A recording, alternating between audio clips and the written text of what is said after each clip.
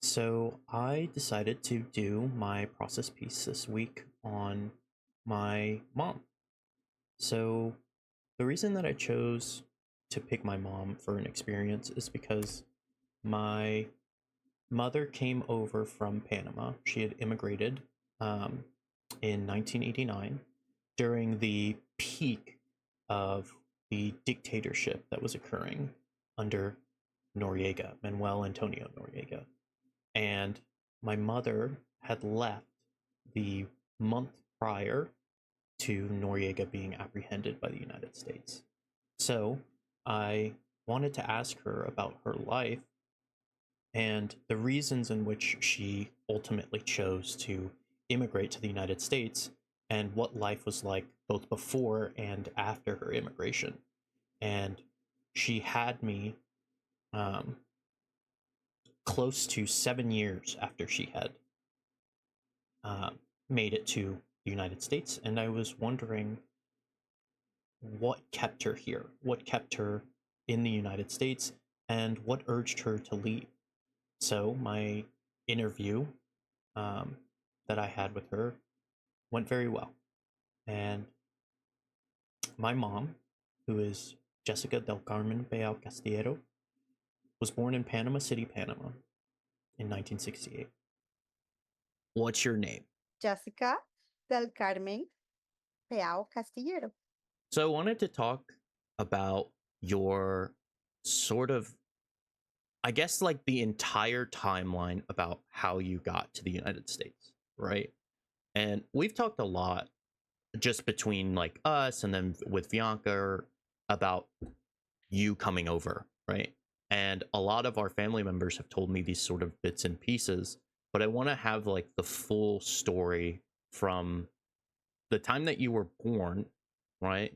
And how long you were in the US, or I guess the in Panama, before you decided to go to the US. What reasons did you go to the US? What was the sort of like pressure that had you decide to come to the United States? So tell me a little bit about like your younger life and what life was like in Panama pre, I guess, coming to the US. I was born in Panama City, Panama in 1968, April 13. And my parents are both Panamanians. They were born and raised in Panama. My mom was very young. She was only 16, and my dad was 19. And they were married very, very young. Wow. And our lineage is that of African descent and Spanish descent, as in Spain. And uh, our ancestors, my great great grandmother, moved or immigrated from Colombia to Panama in hopes to flee from family members who would wish to keep her then child um, that she had been pregnant with away from her because she was African. And so she fled from Colombia and eventually made it to Panama, where she began a scrap metal business. My grandma's father's family wanted to take my grandma or keep her when she was born from my great grandmother because my great grandmother was from African descent. She was black, and my grandmother's father was, they were all Caucasian or white from Spain. Mm-hmm. So my great grandmother came to Panama running away, so nobody will take my grandma away from her. And she then created a successful business in the middle of Panama City. And my great grandmother had inherited that business, that same business from her. So my grandma was born in Panama, um, and she's a very hardworking woman. She had a scrap metal business in Panama that she uh, inherited from her mother after working really, really hard and going through a lot of hardships in Panama. When my great grandmother died, she left the business, the scrap metal business, to my grandmother and her sister and two brothers. So my grandmother, her name was Maria del Carmen. She had 5 children. Eventually, my mother was born to a 16-year-old Panamanian woman and a 19-year-old Panamanian man. And within a year after her birth, her father actually left their family and moved to New York, despite having to leave behind not just my mother, but another one of their children that they had had as teenagers. My mom had me when she was only 16. And a year later, she had my brother. So we're only 10 months apart, my brother and I. Oh, I didn't She, know that, Mom. yes, she was a baby with 2 babies. And then my father left Panama when I was only a year old. And so my mom was a 16-year-old or 17-year-old with 2 babies, Oh pretty man, much. where did he And go? Where it's you're talking about a Willow Benny, right? yes, he went to New York. Because of this, my mom and her own mother had moved in with my great grandmother, who inherited the scrap metal business as a means to support my grandmother with raising 2 children as a single mother. So I had a very big supportive family on my grandmother's side that helped my mom raise us. So we lived with my grandmother pretty much our entire lives. My great grandmother plays a very large role in my mom's journey from Panama to the United States and has always pushed her to pursue a higher education. It's because of my grandmother and her business itself that my mother was able to graduate from high school and eventually go to law school. I then decided in my almost 2 years before I graduated high school that I wanted to be an attorney. I felt strongly that that was my call in life, to be an attorney, a defense attorney. Mhm. How big of a role did your grandmother play in you pursuing education to like the next degree, right? Like how many, I guess, of the people that you were living with were pushed to get an education, whether or not it would be in Panama or, internationally? So my grandmother played the biggest role in every single one of us making a decision to go to school. We didn't pretty much have a choice. You're pursuing higher education just like a lot of your family members have, and that really the entire ecosystem of your home life has really bred you to do, right? How long did you go to school to become an attorney before deciding to go to the United States? What happened in between that time for you getting to Florida, right? And you deciding to become an attorney? So I went to law school for 3 years. Mm-hmm. We were still living, obviously, at my grandparents' house.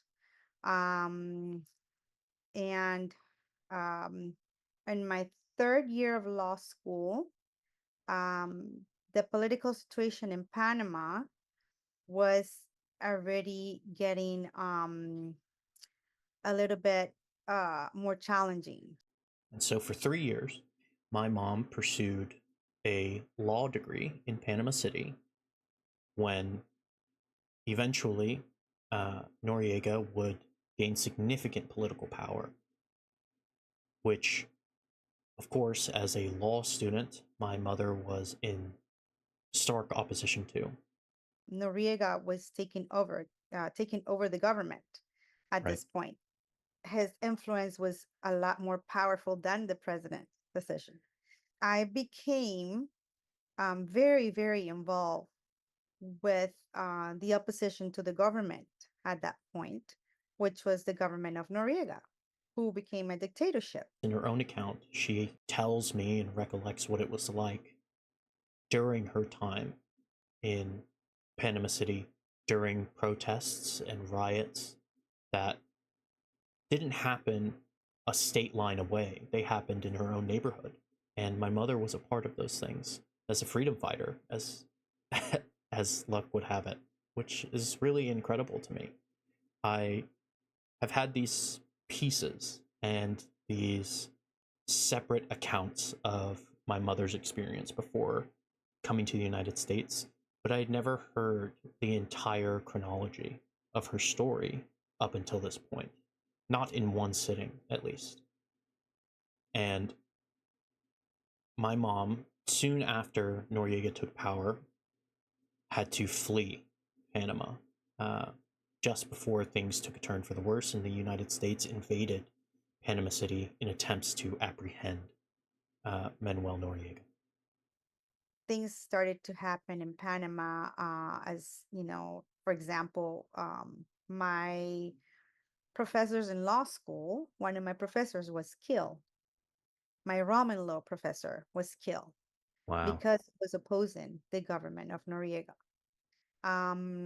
I was also huge part of a lot of the riots against the government, to where we will wear nothing but white. That means we were protesting against the government. And so the stories that my mom recounts, I'll let her tell them, but they're just incredible. And for 8 months in 1989, just before the mission that the United States had in order to capture Noriega, my mom protested and lost many friends and professors while protesting against the Panamanian government and ultimately leaving in November of 1989. But a month later, in December of 1989, the United States had invaded Panama and apprehended Noriega. So she recounts these moments where she remembers exactly what her phone calls were like back home, where she had escaped from, and ultimately reflecting on her decision to leave as one that was warranted and one that she was happy that she made. People that were protesting the government will come out on the streets and start to bang on pots and pans with white handkerchiefs and dressed completely in white. Wow. What is the significance of white? What was the reason that you guys chose to wear white? We wanted a peaceful government. We wanted a non-corrupted government. If you try to voice your opinion about the government, you were going to be tortured, or you were going to be put on their list of Mm-hmm. somehow they were going to try to eliminate you or quiet you. She stayed all the way up until the moment that Noriega was captured, which I believe is such a testament to her willingness to do what is right. And I think that overall it's just a truly incredible story that I'm really happy that I got to hear from her, not from just these pieces that I get from my experience with her. And I have since been back to Panama with her, and I've seen all of the places that she's told me about, her school that she went to, the places that she had protested, and even her humble home near the scrap business where she stayed with her grandmother. And I'm very thankful for the opportunity to hear her story, and what an incredible one it is. Thank you.